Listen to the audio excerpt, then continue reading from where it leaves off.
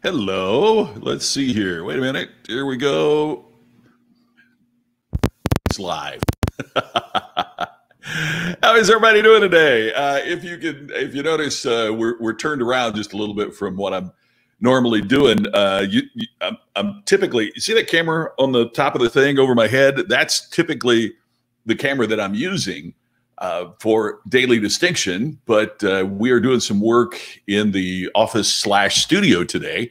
The wall that you see behind me, we are painting and the lights are going in and all that kind of stuff. So it's a little bit different. So I'm using a different camera and a different mic and all that. Ken, I hope I'm coming through okay, because it's funny. You get so used to your particular setting. You get so used to the way that things are that you try something different, and it's just different. It just seems funny. So anyway, and there you go. Don't get too comfortable. You see the microphone I normally use there back behind me. So hope everybody's doing great. And you saw where I was talking about Ken Walls there. He just said hello. And Ken and Glenn Morshower and I will be doing our weekly show, the Ken and Glenn Show, with a guy named Scott.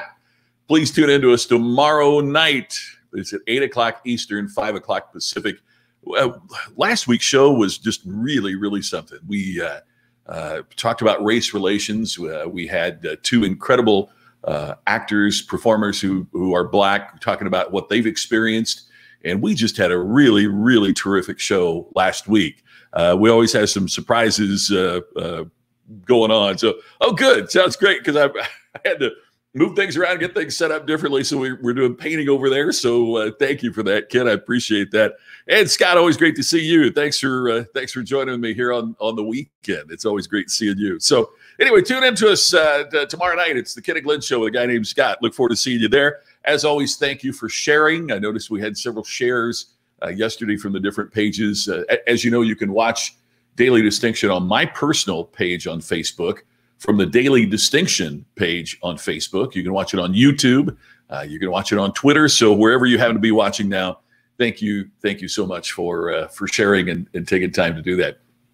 I wanted you to, and as you know, on the weekends, we typically have a little bit shorter show than we do during the week, but it's an important topic. It's one that I wanted to talk about because it's one I think is so sorely lacking in today's world. And we're going to talk about thinking.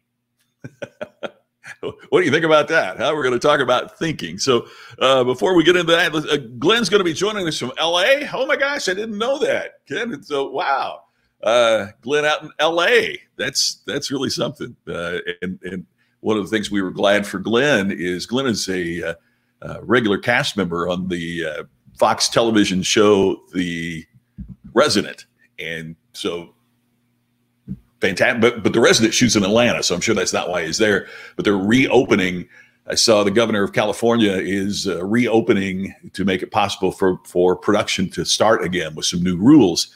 But look forward to hearing what's going on with him out there. Hey, Charles, nice, cool, and sunny Silicon Valley. That's fantastic. Glad you're having a good day. We are having incredible winds here in Las Vegas today. I was wondering how we're going to be coming through, because sometimes that disrupts our internet connection here at the house. And it's just like, you literally hear the house, it's hitting the house so much. It's like just incredible. Curtis, you're back in Mesa today. Good. Glad you made it safely there from Kingman, where you were. I appreciate that. Oh, man. You had a good conversation with Glenn last night, Ken. Sounds great. Thinking. You missed that class. Hey, Charles, you have nothing to worry about, because that's what we're going to talk about today. One of the things that happened when I became a stepdad, when I married Tammy, was talking with two boys who were, one was a teenager, one about to become a teenager, in terms of, what was happening in life and how life, decisions sometimes that you make so early can be decisions that impact you for the rest of your life. And so talking with them about how do you think, and talking with them about thinking. And with all the things that are going on in the world right now, I just wanted to talk for a few minutes on today's abbreviated version about thinking and about how we need to be thinking right now. And another word for thinking, perhaps in this way, is contemplation. You know, stepping on the brakes a little bit, tapping on the brakes. Now, I realize that may be, at first glance, kind of a controversial thing for some folks, for me to say, because we're talking about change that's going on right now. We're talking about challenge that's going on right now. And am I saying, hey, stop it? That's not what I'm saying at all. But I'm saying that oftentimes we have gotten, as a culture, into instant gratification. We have become a microwave society. I joke that my wife puts instant coffee in the microwave and shouts at it to hurry up, right? Because nobody wants to wait on anything anymore, right? We want instant gratification. If there's anything that has been frustrating, I think, during this time of pandemic, it is how we've had to just wait on things. Talking to a great buddy last night, Brian, I don't know if you're watching right now or not, but one of my best friends in the world and I were on the phone last night. He's recently had surgery. And one of the frustrating things was, because it was considered elective surgery, even though it was important for him to have, had to wait. I mean, we're used to in this country that if you need something, you get it. And who can blame us? I mean, that's why would we want to wait if we don't have to? But along with that, it's also trained us not to stop and think. It's kind of a ready, fire, aim approach to life. And so I think sometimes when we don't think, the consequences aren't often what we expect. In other words, I'm suggesting to you we live in a world where entertainment is king. Whether it's the entertainment that we watch on our televisions, but hey, now on our phones, you know, I can watch a movie on Netflix on here just as easily as I can watch it on my big television downstairs, right? I mean, we are surrounded by entertainment. That's why I wrote the book 20 years ago that all business is show business. It's because we're bombarded with this instant gratification and this entertainment that is all around us. But because we can constantly be entertained, little time is spent on thinking and contemplation. You know, I often think about, we're talking about the fundamental changes in our culture in many ways right now. And I think about, isn't it interesting, back in the time, you think about George Washington, you think about John Adams, Thomas Jefferson, James Madison, the early founding fathers, so to speak, of our country. They had to spend time in thinking and contemplation. They couldn't say, tonight we're watching Netflix. they didn't get in their car and turn on a podcast about serial killers. Right? They had to think and contemplate about what was going on in the world in which they lived. And when people say, isn't it amazing how the founding fathers thought of so many things, the checks and balances that in our government that may not be evident in others. Yeah, but they would sit around and think and contemplate all the time. And when you take the time to do that, you can also come up with some better ideas. It seems to me that we get so absorbed in life's problems, whether it's financial or just, being part of the rat race, that we forget to stop and reflect on what's truly important. Lily Tomlin had a great line. She said, the problem with the rat race is that even when you win, you're still a rat. But we get so consumed by everything that's going on in the world that we often don't take time just to tap the brakes a little bit and think about consequences. I wonder if parents have thought about the consequences of some of the things that are going on. We have to respect authority or else it becomes anarchy. There has to be some respect for government and for police and so forth, or else we descend into anarchy. But the question is, what's the right amount? And have the actions or government or our police deserve our respect? I'm not saying what your position should be on that. I'm saying these are all things we should consider. But if you don't consider that you might be creating a lack of respect for police with your kids, then you haven't thought a couple of steps ahead. See, I'm suggesting that thinking is kind of like playing checkers. Some people think so deeply it's like they're playing chess. You think about what happens after you make the move. In our world today, we just make the move without thinking about what the person on the other side of the table is going to do in response. And when we discipline ourselves to think in terms of what is the next move, we become better critical thinkers. Like I said, I'm not asking you to think like it's chess, but I am asking you to think like it's checkers. You know, when you make one move, you try to think a move or two or sometimes three ahead. Why don't we do that with our lives? If I say this, how will my spouse respond? If I do this, how will my coworkers react? And to try to get away from this tunnel vision that we have so many times and open up our thoughts and open up our minds. I want to share something with you here. This is a picture of a sculpture that you're probably familiar with. It is Rodin's The Thinker. Interestingly enough, it was made of plaster, and then they created about 28 bronze casts of it. The original is in the Rodin Museum in Paris, and it is quite the sight to see. But one of the original casts of this, one of the 28 original, also is about 30 miles from where I grew up. It's on the campus of the University of Louisville. I think it's the only original one in the United States. So why do I bring up The Thinker? Well, obviously, first, because we are talking about thinking. But second is something I think it's my buddy Mark Sanborn that pointed this out to me. And I was blown away because I've seen this sculpture a million times, but I'd never noticed this. Take a look. Well, is there anything you particularly notice about that? Here's what I hadn't noticed until my friend Mark pointed it out. His right elbow is resting on his left knee. Most of us would sit and think and put our right elbow on our right knee because it's comfortable. But try sitting with your right elbow on your left knee and see how comfortable that is.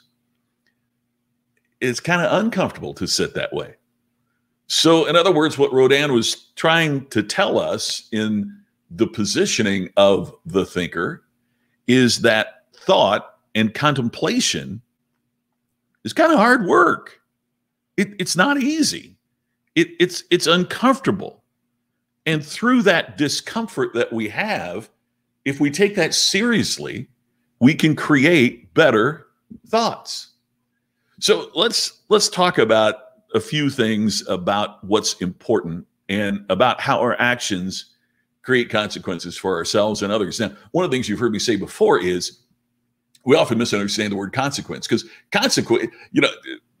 truth or consequence. You've heard me say this before. If you were here that day, there's a television show, Truth or Consequences, that was on back in the 60s, and Bob Barker, that was became famous later as the host of The Price is Right, was the host of Truth or Consequences. And what would happen? Well, they'd ask you a question, and if you knew the answer to the question, that was the truth. But if you didn't know the answer, you had to pay the consequences. So it created this atmosphere, this feeling. It created this misunderstanding that consequences were bad.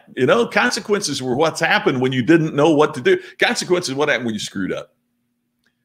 That's not true. Everything has a consequence. You do something great, there's a consequence. You do something bad, there's a consequence. There are consequences to all of our actions. Consequence simply means what happens because of. What happens because of. If I'm a Boy Scout and I help a little old man or a little old lady across the street, there's a consequence to that. I feel better about myself. I feel like I've made a contribution. It's a pretty good consequence. If I ignore them and walk by, there's a consequence to that too. Not only do they have more difficulty getting across the street, but somewhere in my heart, somewhere in my conscience, I probably feel a little less about my self-esteem and about myself. So we've got to be about thinking. Joseph, oh, you got new glasses? I appreciate that. I got to tell you the story. I've talked about it here before. There's a story about my glasses, my glasses that I wear. I'll share that with you sometime soon. Oh, Randall, I didn't want to get into this too much, but I saw that there is a young man who has been removed as a national FFA officer because of tweets and memes that he shared that were absolutely inappropriate. It was totally inappropriate what he did. Yet I think it's okay to also simultaneously feel a little sorry for the young man, because he should have thought. He should have thought. You're so right. So many times we hit that button, we send that tweet, it's instant. And in that instant, we can ruin our reputation. Did you see where Boogie Cousins, DeMarcus Cousins, who had how would you put it? A difficult stint with the Sacramento Kings, and he didn't get along with the play-by-play announcer. And so now, he's, where'd he go? New Orleans, I think, first now. Golden State, and he's been dealing with injuries. Anyway, when all this happens, he sends a tweet to the play-by-play announcer of the Sacramento Kings, and he was, you can look back, and he was obviously baiting the guy that he didn't like. And he said, "What do you think about Black Lives Matter?" And instantly, the play-by-play guy sends back, "All lives matter." Well, that's not an appropriate response in the world today. And I know if the guy would have taken a moment to think about it and reflect on it, hopefully, he would have had a better, more thoughtful response. But he didn't. And he's now out of a job because of that. And I'm certain a job that he loved and that he cherished. I'm not saying the guy is right. He was wrong in what he wrote. Yet I have some feeling for him, because none of us have lived our lives without saying something in the heat of the moment or hitting a button that we wish we could take back. I've joked sometimes that there have been times during speeches, there have been times in conversation with friends that something comes out of my mouth and I just, like a rope, I wish I could get it and just, pull it back in. But once it's out, it's out. And the same is true with a tweet. The same is true with that. And Randall, you are so absolutely right. Hey, Glenn, good to see you. Hello from LA. I place myself on the receiving end of my behavior. Yeah.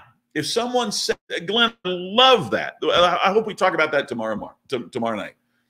If someone said to me what I am saying to them, how would it make me feel? I love that. That is absolutely brilliant. I absolutely love that. I've got a book coming out in August, brand new book. It's called The Ultimate Customer Experience, and we'll talk more about it as it gets closer to the release date. But one of the things that I say in the book, spoiler alert, one of the things I say in the book is, most of the problems of the customer experience and most of the problems of customer service could be solved if people said, if I were treated as a customer the way that I am treating this customer right now, would it make me feel good about doing business here? You could solve most of the problems in customer service simply by asking that question. And Glenn, you are spot on. Man, I love that. If someone said to me what I'm saying to them, how would it make me feel? When we hold ourselves to that standard, wow, it makes it good. Uda, observe, orient, decide, act. I love that, Glenn. Observe, orient yourself to the situation, decide how you respond, and notice that thinking is a part of that, right? Contemplate, think, how am I going to respond? Then decide what the answer is and then act upon it. That is absolutely fantastic. Hey, Lisa, good to see you. What platform am I using to stream? This is StreamYard. Thanks to my pal Ken Walls that's watching. Ken introduced me to StreamYard, and that's that is what I use every day here on Daily Distinction to stream. Hey, Charles, I was talking to a friend about race and choices in life. You have to make choices. One road may take you where you want to go. The other will most certainly take you down a bad road. We've got to think about our choices. Yes, because our choices, I mean, it's kind of like we've seen it on sitcoms, right? Where the mom drops the kid off at school and says, honey, make good choices, right? Jamie Lee Curtis was saying that to Lindsay Lohan a gazillion years ago. Make good choices, but our choices determine our actions. So we have to consider what is the outcome of our choices. So let me give you a few ideas that I've got in terms of thinking and contemplation. Here's number one. To think clearly, I think we need to slow down. And that's why I was saying in what I sent out about the show about tapping the brakes. Not that we want to halt progress, not that we don't want progress, but sometimes I think we need to think about, as I was saying, if we do this, then what happens? And then what happens? And then what happens? You know, what that police officer did in Minneapolis, yeah, it was murder. I mean, it was there are no words that describe how wrong that behavior was. And I think part of it came from just this total blindness to what would happen next. This total, blindness is the only word I can think of. This total inability to think that if I do this, what happens next? Excuse me. When we shut ourselves off from that,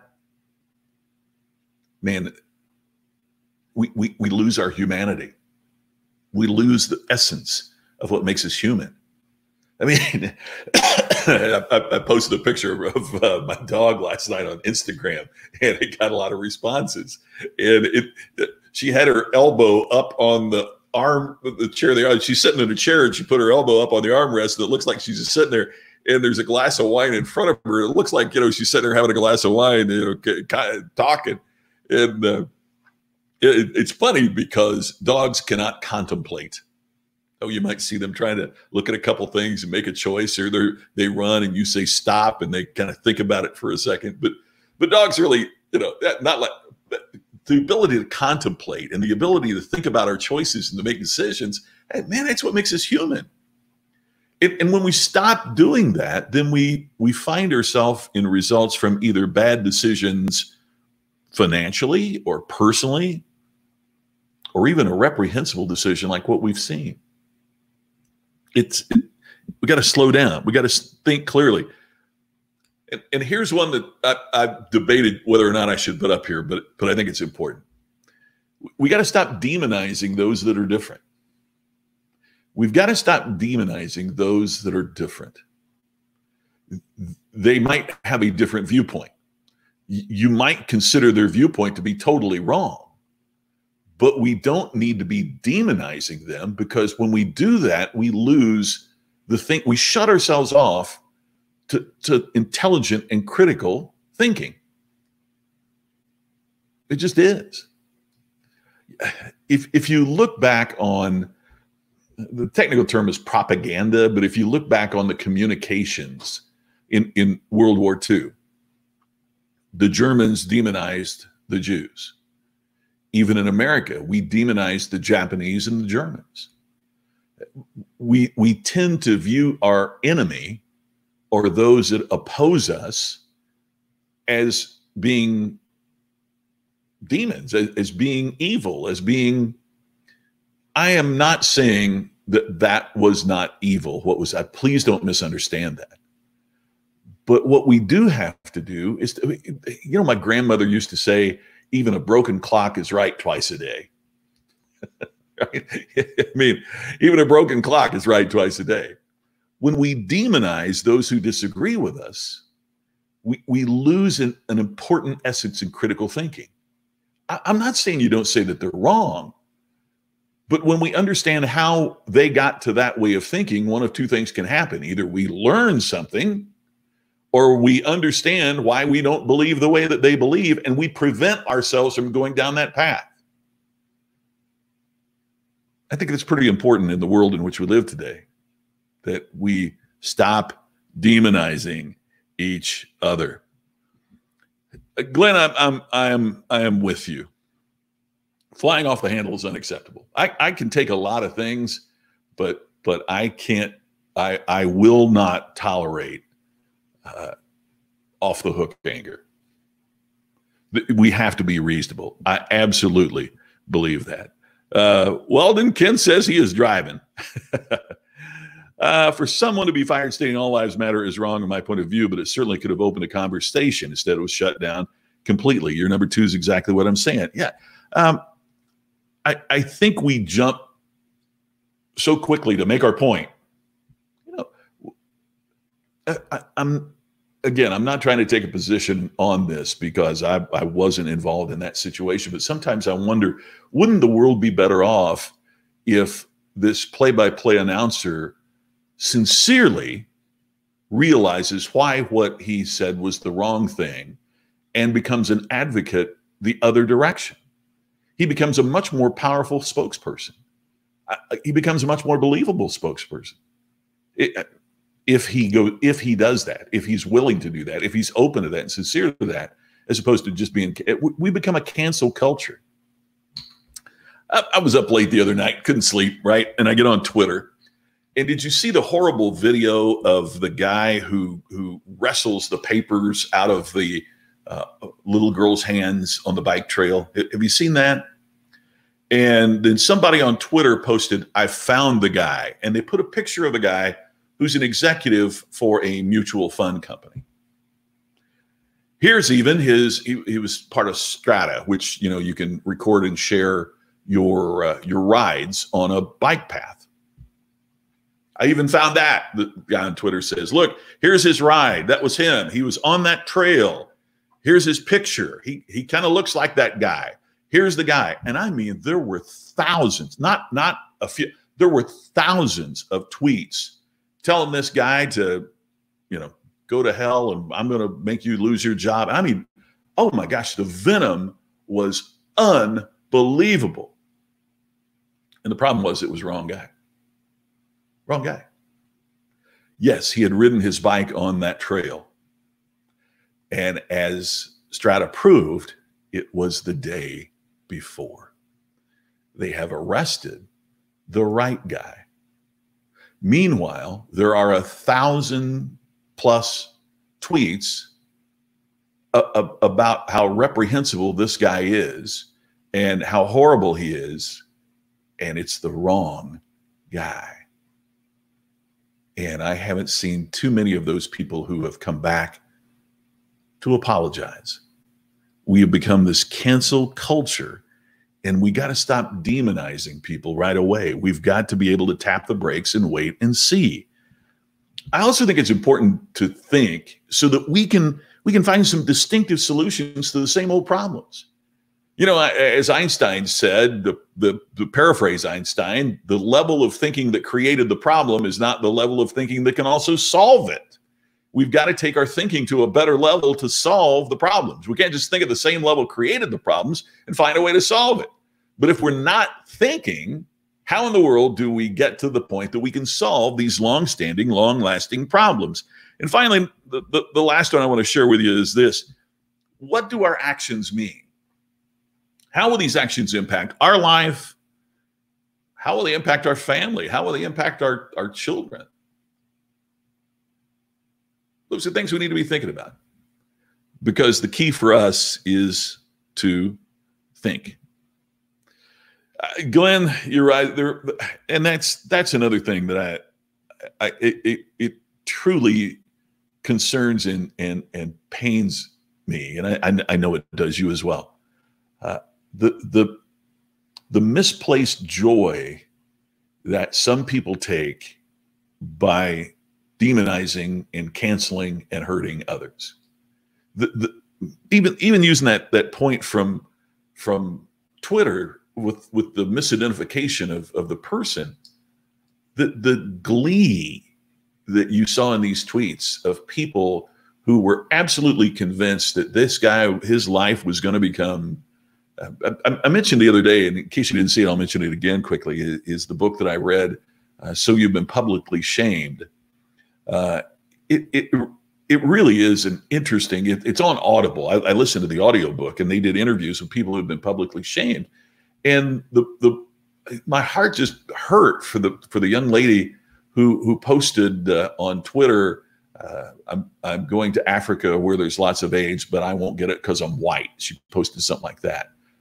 And there wasn't Wi-Fi on the plane. And by the time she landed in South Africa, she'd been fired from her job. There were thousands of tweets criticizing her.